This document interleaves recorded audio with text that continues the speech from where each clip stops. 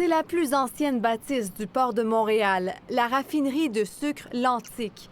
Une usine vieille de 135 ans qui, selon la maison mère Rogers Sugar, doit absolument être modernisée. La demande au niveau agroalimentaire dans l'Est du Canada est telle présentement que notre usine fonctionne à capacité.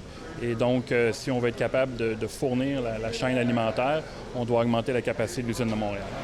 Avec les limites de production à Montréal, Lantic fait venir ses produits de Vancouver pour approvisionner tous ses clients dans l'Est. D'ici 2 ans, l'entreprise veut augmenter sa production de 100 000 tonnes de sucre par année.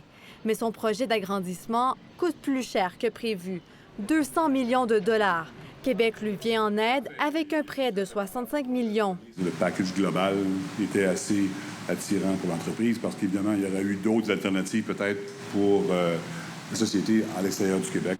Une décision qui protège les 365 emplois à Montréal, selon Lantic, et en crée une vingtaine d'autres. On protège beaucoup plus que des emplois à l'usine ici. On protège aussi un développement d'industries de transformation qui gravitent autour de Lantic. Dans le contexte actuel d'incertitude économique, je pense que c'est une décision saine.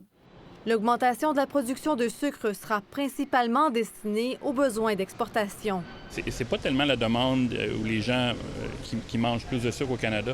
Il y a environ 50 des produits qui sont du sucre qui est fait au Canada qui se retrouvent dans un produit qui va être exporté aux États-Unis. Le projet de modernisation débutera cet automne. Il prévoit l'ajout de nouveaux équipements et une nouvelle section de chargement sur rail. Ici, Charlotte Dumoulin, Radio-Canada, Montréal.